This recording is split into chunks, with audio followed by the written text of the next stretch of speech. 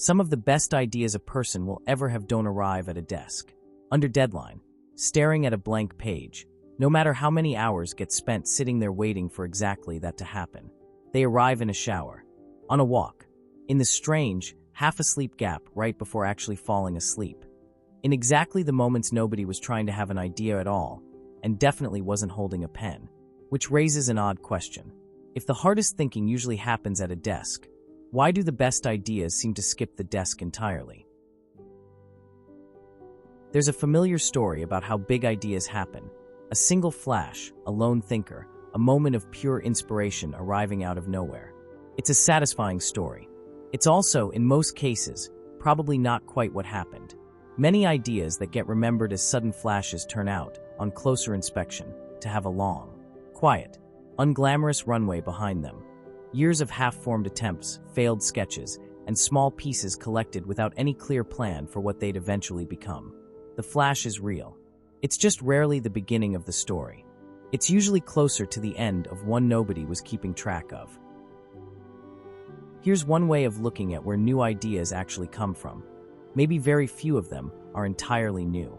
Most seem to be existing pieces, borrowed from somewhere else entirely, forced into contact for the first time. A method from one field, applied to a completely unrelated problem. A shape noticed in nature, borrowed for a machine. A rule from one game, broken inside a different one entirely. Which might mean the real skill isn't inventing something from nothing. It might be closer to noticing that two things which never seemed related actually fit together, in a way nobody happened to try before. Less like creating a new piece, more like finally trying two old pieces side by side. There's a small paradox worth noticing here too. Total freedom rarely seems to produce many ideas at all. Given an unlimited canvas, an unlimited budget, an unlimited amount of time, most people report feeling not liberated, but strangely stuck, as if having every option available somehow makes it harder to choose any single one of them.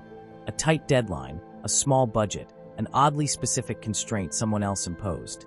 These seem to work more like a shape holding wet clay in place than an obstacle in the way. The limit doesn't appear to block the idea. It's often what forces one to actually take form. So why the shower? Why the walk? Why does an idea so often show up exactly when a person has stopped looking for it? One possibility.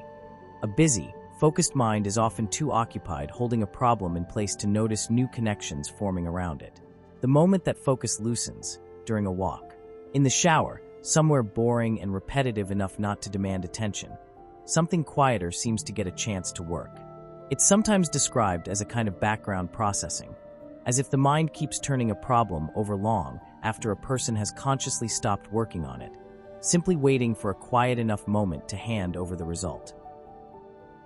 There's a strange, frustrating detail attached to all of this. An idea that arrives in the shower often has an unusually short shelf life. Step out, get dressed, get distracted by almost anything else, and it's entirely possible to lose the whole thing within minutes, not fade slowly. Just gone, as if it had never shown up at all.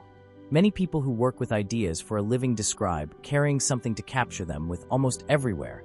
A notebook, a voice memo, a habit of writing down even the smallest fragment the moment it appears. Not because every fragment turns out to matter, because there's rarely a way to know, in the moment, which ones will.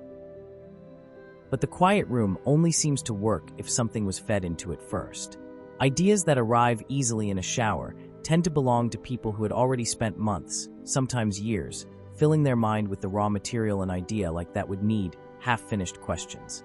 Unrelated facts, small obsessions that didn't seem to be going anywhere at the time. It's hard to find anyone who reports a completely empty mind producing a brilliant idea in the shower. The shower doesn't really invent anything. It just seems to be where an already full mind finally gets a quiet enough moment to notice what it's been carrying, which might explain why the same shower produces nothing at all on most other days. The room hasn't changed.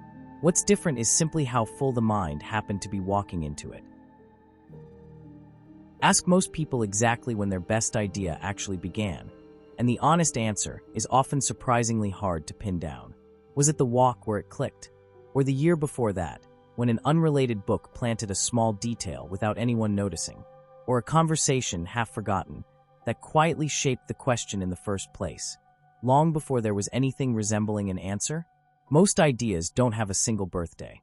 They have a long, tangled family tree, and the moment usually given credit is just the last visible branch of it. Which makes the question in the title of this video a little unfair, honestly. Big ideas rarely come from one place. They come from dozens of small, forgettable ones, quietly agreeing to finally meet. Here's something almost reassuring buried in all of this. Almost nobody, in any field, seems to have found a reliable way to summon an idea on command. Many accomplished people in creative fields describe waiting, some days producing nothing at all, with no clear explanation for why an idea showed up on one particular Thursday and not the 10 before it. It isn't a personal failing to sit with a blank page for a while. It appears to simply be part of what having an idea actually requires. The waiting may not be separate from the process. It might be the process. This seems to hold true across almost every field where new ideas matter: writing, science, business, art. Different tools, different vocabulary, same quiet, unglamorous waiting underneath all of it. So maybe the next time an idea arrives somewhere strange, mid-shower, halfway through a walk, in the last few seconds before sleep, it's worth noticing the shape of the moment itself. Not necessarily evidence of sudden genius. More likely, evidence of a long list of quiet ingredients finally being left alone long enough to combine. The desk didn't fail. It did its job earlier, filling the room with everything the idea would eventually need. The shower just happened to be where the door was finally left open. If there's an idea of your own that still doesn't feel finished, it's probably not stuck.